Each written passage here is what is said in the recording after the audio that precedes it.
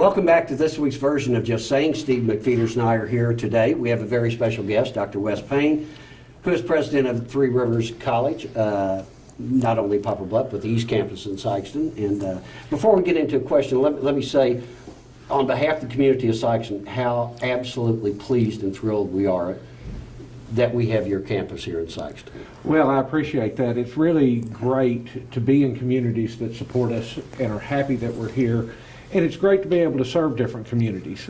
You know, we have a 15 county service district from the Mississippi River all the way to West Plains, right, from Cape Girardeau all the way to the Arkansas line. So it's a huge district to serve. And the city of Sikeston and the Scott and New Madrid counties have been great partners, and they make facilities like this possible. Well, you know, every small town, and Sikeston is by definition, I guess, a small town. We always talk about the missing ingredient is an institution for higher education. Sure. And that's been the argument in Sikeston for years and years, and now we boast two of them. This beautiful, beautiful campus here, we are probably as proud of this as you are of this. We really, really are. But, well, I'm glad to hear that. It's really been a great journey to get here from where we started to this facility. The location, thanks to Scott Matthews and right, his family. Without them, this would have never started. It would have been almost impossible to pull this off. And then a combination of all of the different public and private entities that came together to help us get this done, and to now be here and be present in a much more visible way. yes. And of course, you know, you said, as you put out there, you have two higher ed institutions now here.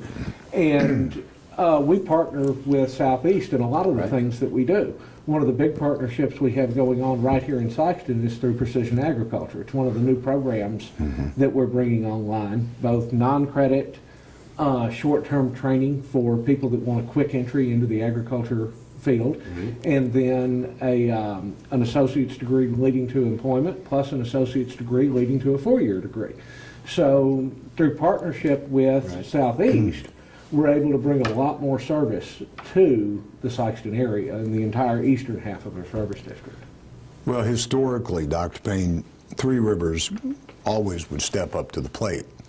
Going back 20 years with a higher education center, which was in the industrial park, and I remember a meeting 20 years ago when the people in Sikeston said we need a better education, and Three Rivers stood up first and said we're going to be there. And then over the years, how it's come full circle now with two campuses, two higher ed campuses, and I think the key component, since you've come on board too, is how well Three Rivers and Southeast are working together again, and I think that's huge. I think that is a huge part of our success, especially in this part of our service area. Everything you do, you're better off doing it with a willing partner. That you can look at, use each other's resources, make sure that you're doing it the most efficient way. I'm a huge proponent of efficiency. I do not like to waste. Some people have even dared call me cheap, which is probably a reputation that I have well earned. Nobody in this room, right? No, certainly not. Okay. But I'm a firm believer with my own personal resources. I don't want to waste a dime. I worked hard for that money, and I take that even more seriously with public funds. Yeah. So we want to get the most bang for every dollar of taxpayer money that we spend, so that our students benefit to the greater deal. That's the one thing that I am so proud that I think Three Rivers does maybe better than anyone else I've ever been associated with. We are focused on our students. And you can ask anybody that works at the college. The first thing that they get told is, if you're doing something and you cannot immediately explain how this benefits a student or how this benefits a group of students, you should probably stop until you can answer that question. Figure it out. So keeping that student in mind is the main thing that we do, fulfilling that mission, driving towards the mission day in, day out, seeking to be better, and pushing towards excellence in everything we do. Well, Southeast Missouri people have always been proud of Three Rivers, and Southeast. And Sykeston had the strong desire for many years, as Mike knows, to become an education center. And even though you're based in Poplar Bluff and Southeast is in Cape, Sykeston has become an extremely important hub for higher absolutely. education. And it works really well. And 42 million in new commercial development last year. You have to believe that the higher ed facilities play a big role in that. Well, and I agree with you. You know, when you look at industry moving into town or new business startup, one of the big considerations they have is what's the workforce? Right. And what is the potential workforce? How can they get trained? Exactly. Can we get people trained in what we need them trained to do? And they're looking for a higher education partner to come in and say, we can provide that programming. Well, with both Three Rivers College and Southeast here in town, you've got a great piece when site locators and different industries are coming in and looking at, does it make sense to be here? Yes. Because you're one of literally hundreds of places that are trying to entice someone to come to your location. And the more things you have that promote that they can look at as a benefit to them, because in the end, it's their bottom line they're worried about, and the health and well-being of their employees, because that ties into how easy it's going to be to staff them. Then that higher ed function becomes very important. If you take location, which is always a big thing, transportation, distribution, agribusiness, now education. That's a big industry in our community. And there is a great degree of competition among communities. Sure. And as Steve mentioned, we've always talked about our central location, ease of transportation, low utility costs. But the piece of that puzzle that was missing was a facility to educate our kids and to keep them here. You spoke just a minute ago about cooperation, and you mentioned it almost casually, but you recognize there was a time when there was absolutely no cooperation. There was actually competition, and it was Confrontation. And confrontation at times it turned relatively ugly. It is commendable on both institutions and those involved that we do have that level of cooperation right now, because that's what leads to the success I think that you're enjoying here. I would agree with you. It was one of my first goals. Yes. When I became president of Three Rivers College, to fix that relationship. That relationship, in the state it was hurting both institutions, and thereby hurting the communities that we serve. That's true. And that to me is an intolerable situation. If you are really serious about doing what's best for the students, then there is no way that broken relationship could stand. Right. So I'm happy to say that we have a great relationship now. I think my counterpart at Southeast would say the same thing. Yes. I believe as well. And I commend them for being willing to walk through the door and be good partners and put the past behind us and move forward in a positive way. When Steve and I spoke to you quite a while ago after you were just named, that's one of the first things that you had said, was that you wanted to break down some barriers that existed, whether they were real or perceived, break those down and institute this atmosphere, this culture of cooperation. Obviously, it's been successful. But It has been. What can we look forward to for Three Rivers, this campus, this summer and going into the fall? What lies ahead for us? I think some of the things that you're going to be looking at here in Sykeston are the maturing of that precision ag program and that becoming a bigger and bigger player.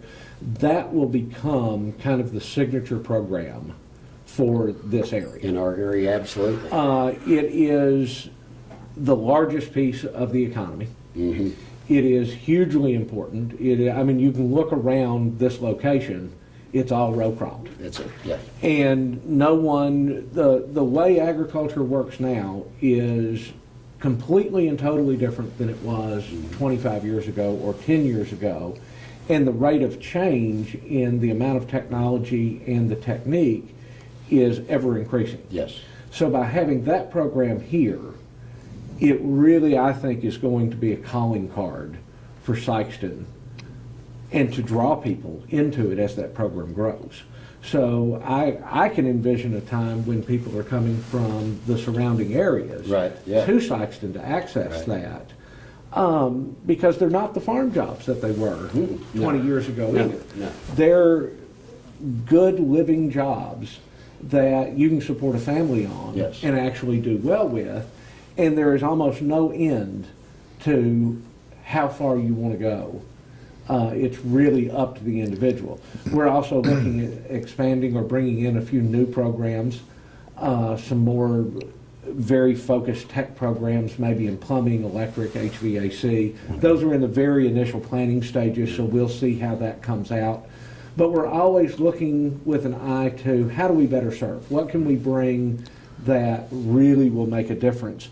And we're also going to be looking at expanding our industrial training. So the workers that are already employed that need more skills or a new set of skills, whether it's robotics, whether it's leadership, supervision, meeting those needs to an even higher degree than we already are. A lot of people don't realize how much workforce training we do. Yep. We have each year as many students in workforce development training as we do in credit instruction. So that's a huge part of what we do. Big component, yes. Big component. You know, we're new job retention programs, or new job creation and then job retention programs. We did a new job creation program with Orscheln when they came to town. So that then has been completed, and we're always partnering with new business and industry as they do a plant expansion. Right. Then there's training programs that go along with that. And just increasing that workforce and making the workforce more efficient, more productive. And that's what it's And, about, efficiencies, especially in agriculture. Higher yields, operating machinery is difficult to operate. Sure. Just can't crawl in it anymore.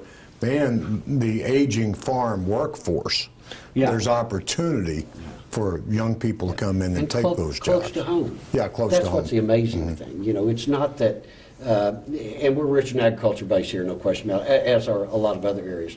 But our young people can stay here and get that skill set that they need to go into agriculture or whatever it might be. Without the travel, without the expense, they're home, and that's just wonderful. Which is, as I said, that's been the missing ingredient we've needed for a long time, and now we have it.